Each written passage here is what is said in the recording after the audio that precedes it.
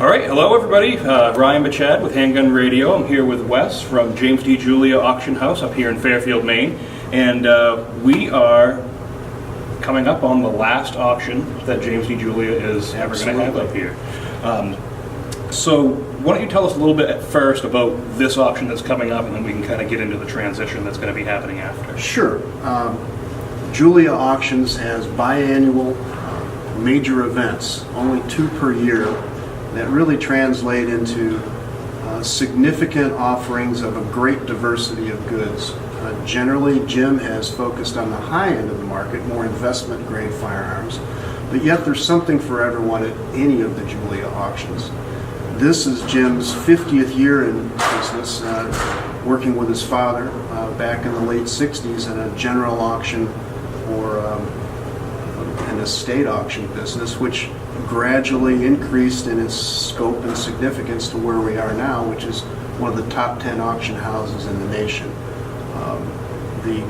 The wake of Jim Julia's presence is significant, and I think if you talk to those that are in the business, they'll look at him as really a patriarch in serving the client, both the buyer and the seller, equally, which is very difficult to do. This is Jim's grand finale. The auction will be March 21, 22, and 23, and will be perhaps as 13 to 15 million in actual sales. So again, a significant offering of goods, but something for everyone. You'll see things that'll sell for well over $100,000, and there'll also be things that might sell for $300 to $500. So we're very proud of our position here. Very proud of Jim Julia's legacy, and certainly look forward to serving the client here in this last grand finale adventure. And you were actually talking off camera about some of these collections that we have here. There aren't just handguns at the auction house. There are, you can see behind us we have long guns, shotguns, rifles, any different number of stuff, class 3 items. It's a great diversity. Yeah, absolutely. But specifically this time around, you're finishing up a Walther Collection. Yes, Warren Buxton was a very well-known scholar, author, and collector of all things Walther. Not just Walthers, but German semi-automatic pistols in general. But Walther's was his forte. And this particular sale represents the 3rd session of his vast collection. And at this juncture, we've sold through some of the really nice, collectible, very important, one-of-a-kind type Walthers that he had accumulated over the years, and now it's really interesting because there are lots of goodies that have been accumulated over the years. Just literally hundreds of holsters, or lesser value items individually that have been grouped together collectively to give the enthusiast an opportunity to buy nice quantities at a very reasonable price. So, for the collector, the hobbyist, it really represents an outstanding opportunity to get involved into it and really expand the level of merchandise that's available to, not necessarily the top-end collector, but more the hobbyist, the generalist. So there's something for everyone at Julia's, and this is a great example of that for sure. If you were someone who wanted to start a Walther collection, there is basically, there has been, because I've seen the guns that were at the previous auctions. Sure. And there is one of almost every single type of gun that they ever did. Literally. Like they had the factory cutaways of almost every model. Different barrel lengths, grip materials, small little features that you're not going to find anywhere, especially as one lot. Sure. Not one lot, but one grouping of pistols together. One continuous collection. Right. Absolutely. And so for the Walther enthusiast, or the pistol enthusiast in general, there literally before us here are several hundred Walther and other semi-automatic pistols, along with holsters, parts, just a plethora of items for the Walther collector. And here's something you don't see very often. Just off camera here, there are conversion units for the Walther pistol. So you can take your 9mm and convert it to 22 for just a lifetime of shooting. at a very affordable rate. It's not very common either. No, they're very, very rare to find. And you go from that to like these fine Colt revolvers. Scott and I were just looking at this beautiful AMT Automag. The Automag. And Absolutely. I mean, how often do you see something like that? That's a two-hander for sure. Yeah, yes. That is really an interesting piece. And there's such a variety. It's not just one thing. I mean, we have two Bren 10s over here. We absolutely. have Colt Delta Elites, all these different Colt 1911s, a few H&Ks, and big interest in Colt pistols too. Colt semi-automatic pistols we've found in the last 5 years or so have really taken off. You know, the interest in the Colt revolvers have always been a mainstay at Julia's. We're talking about the percussion revolvers all the way back from the early Pattersons through the Colt single action armies, and we have sold remarkable examples of such. As a matter of fact, we sold a Walker pistol that was identified to a particular soldier in the Mexican-American War, a pristine example that literally been in a sock drawer since the Mexican War, brought $920,000 a few years ago during the peak of the Depression. Today, who knows what it would bring. Right. But Colt, the brand Colt, is synonymous with American history. And the new generation of collector isn't necessarily as involved with the historical guns as much as they are with contemporary guns.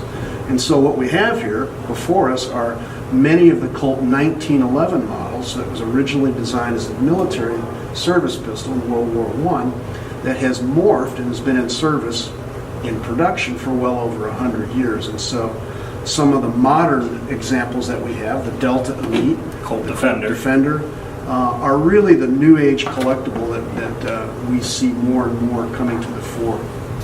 Also the Colt revolvers, the new age Colt revolvers, the Snake series, if you will, the Pythons, the Diamondbacks, the Anacondas, etc.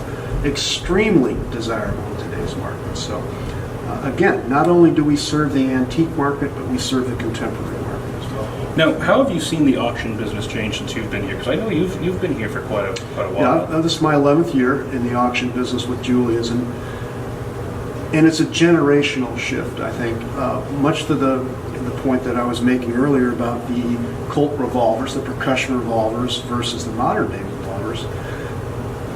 The collectors of historical items generally tend to be septuagenarians, octogenarians. They're our fathers, basically. The younger generations aren't as interested in collecting.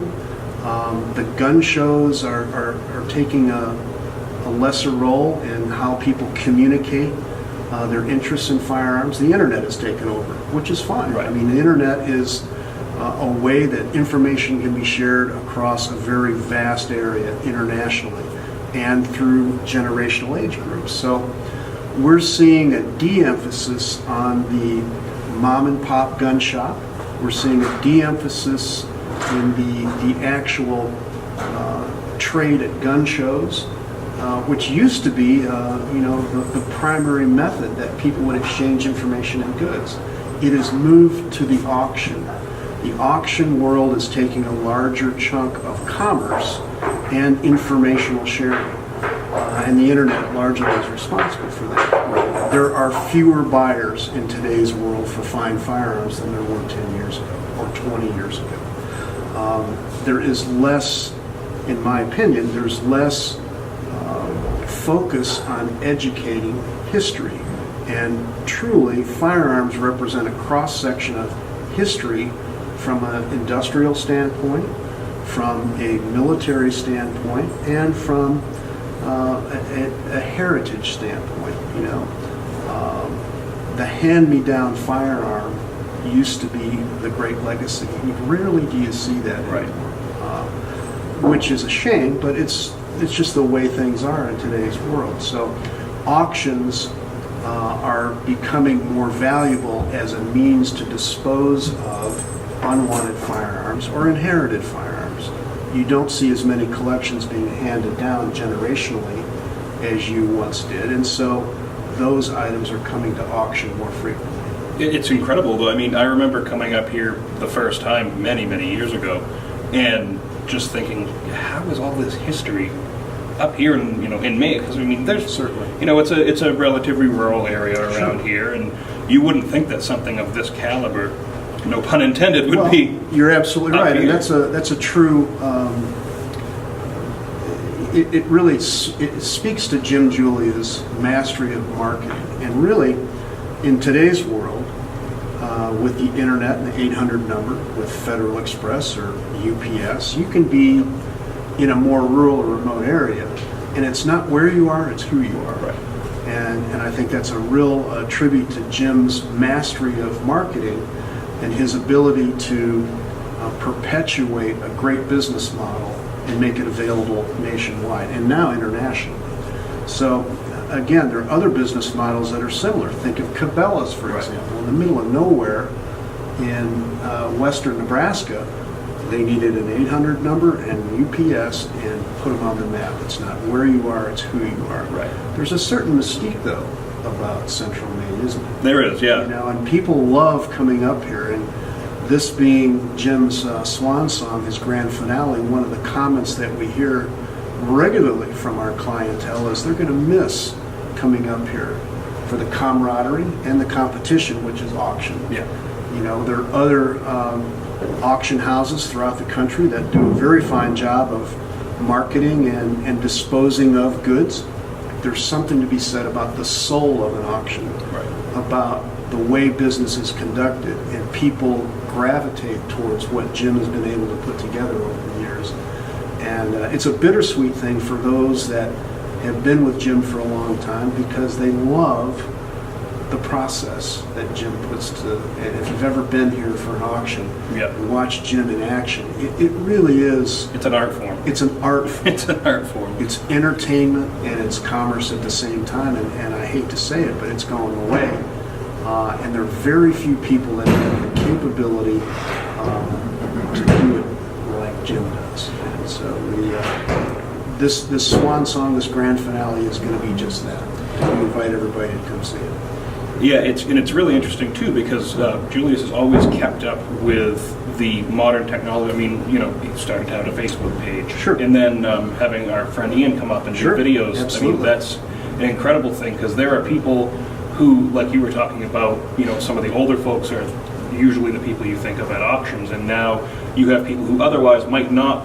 An auction might not even be on their radar, and they see this video and they go, "Oh, I can do that too." It's opened the door to a whole new opportunity, Right. for people to be involved, and it really is amazing.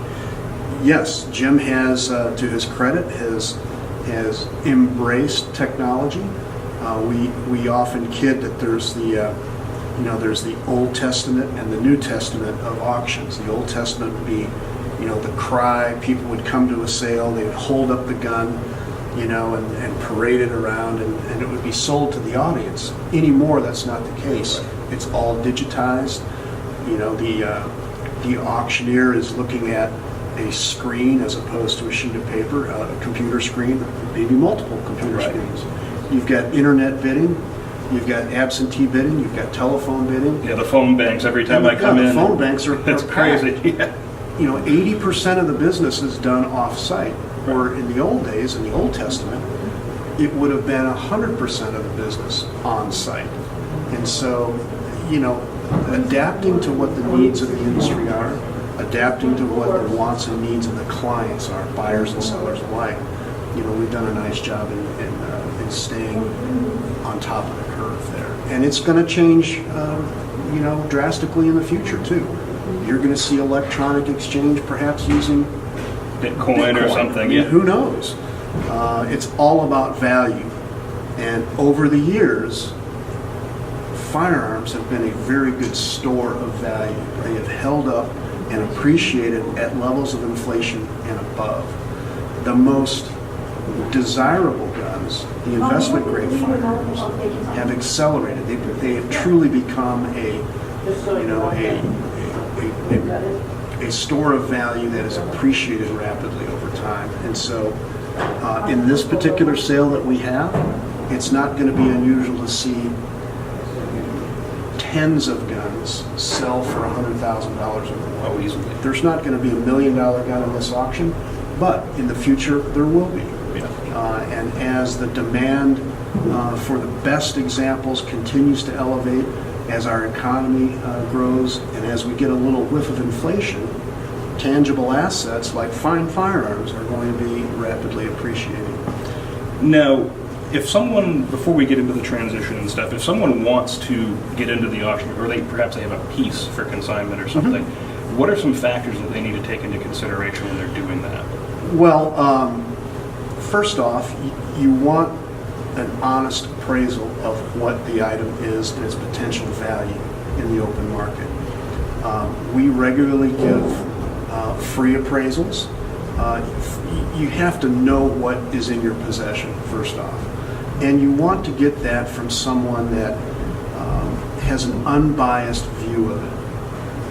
Auctions provide that. They provide a service to those that are looking for knowledge, okay? You can go to a gun show and talk to 10 different people about a particular piece, and they may give you 10 different answers. Different answers, right. You know, somewhere within that range is the truth. You know, the auction business is not a process by which it's antagonistic. In other words, it's in the auction's best interest to serve the client. They pull the rope the same way in telling the truth, generating the maximum amount of participation, and then getting the best possible price competitively. So do look up in your area. Look for auctioneers that have been in business for a while, that have a known reputation. The Better Business Bureau is a way to look. Also online now, you can go to blogs or chat rooms and to some degree get a reading on the reputation of an auctioneer. But it's all about getting the facts. And at auction, it's different than, say, a gun show, where if you see an item on a gun show table, it's going to reflect full retail value. Right. You know, this is priced fully, a sticker price, much like you see an automobile has got a sticker price on it. What you actually pay is subject to negotiation. At auction, we like to serve the client by placing a very conservative and realistic value on the item and let the market, as determined by the last two bidders, determine what the final price is. So it's the complete opposite of a gun shop or a gun show model, where it's a top-down pricing model. Right. Auction is all about bottom-up, and there's no ceiling on how high it can go. Hey, there's always an opportunity for a bargain at auction. I mean, that's why people come to auctions. Right. But it's also the best way to realize fair market value. If you get two people who really want a piece, anything the sky's the limit. I mean, Jim will always say that, you know, the more you pay, the more you like it. It's true. So if anybody doesn't know about this, I don't know if you've kept up on the Facebook page or any of the auction news websites, but there actually is going to be a transition after this final auction. That's correct. Over to Morphy's Auction. Right. Dan Morphy Auctions have been in business for generations, and Dr. John Morphy is the patriarch of the Dan Morphy organization, a collector from the Pittsburgh area who has a vast interest in a wide variety of things, much like Jim Julia. His son, Dan Morphy, has taken on the role of manager and entrepreneur for Dan Morphy Auctions in Denver, Pennsylvania. Dan Morphy and Jim Julia are colleagues in the industry and have been doing business back and forth for many, many years. As a matter of fact, Jim sold one of his divisions earlier in 2015, the toy and doll division. So they're very comfortable. They serve the client in much the same way, with integrity, honesty, and performance. Jim is at a point in his life where he's done just about everything, seen just about everything, and really wants to spend more time with his family, which is certainly understandable, and has made arrangements for the two companies to merge. So this will be the final sale here at the main facility, the Central Main Auction Barn, and all future operations will be handled through the Morphy Company, in Denver, Pennsylvania. Morphe's has a wonderful physical structure. They've got great logistics, back end of service is wonderful, and a marketing strategy and breadth that is enormous. So we fully expect there to be a seamless transition. We are saddened that the auction barn here is not going to be in the place where commerce is taking place, but the legacy remains, and I know going forward there will be bigger and better auctions to come, certainly. I was really excited that you guys were able to speak with me today, because I mean, this is the last time. So it's going to be the last hurrah, but you know, the legacy will continue, the brand will continue, and so will the auction process. And for any of you that's not been to an auction, if it's at all possible for you to be here on March 21st, 22nd, 23rd, or just check us out online at jamesdjulia.com. Cabela's.com. And the other thing is, if you someone who isn't interested even in purchasing, if you want to come up and see the history, that's the other thing about these auction houses. Not everything is behind glass. I mean, the way this is laid out in front of us is probably one of the ways it's going to be laid out on the auction preview days and on the day of the auction. You can just see stuff up close. Some stuff you have to wear the gloves, obviously, but other things you can just pick up and look at. It's not like a sterile environment where you can't actually handle all the pieces. Absolutely. You can see the catalog online, or you can purchase one of the hardbound catalogs, and it's a great reference material. I mean, over the course of the many years that Jim Julia has been in business, the catalogs memorialize what we've done. The catalogs remain as reference material and legacy to the auction. So, you know, we're very proud of the lavish catalogs and the very detailed and comprehensive descriptions that we put together. If you want to learn about firearms, have reference material from past auctions, which last forever, the Julia auction catalog certainly is a way to do that. Really, we invite everybody to to take a look online or come to see us in person. If not, order a catalog and put it away for posterity. It really is something special. All right, Wes. Well, I thank you for taking the time. Really appreciate it. And be sure to come check this out up in Fairfield, Maine. March 19th and 20th are the preview, and then the auctions are 21st. Preview Monday and Tuesday, along with preview during the auction, but the auction's Wednesday, Thursday, Friday. All right. Well, thank you very much. Bid high, bid often. And we'll see you later.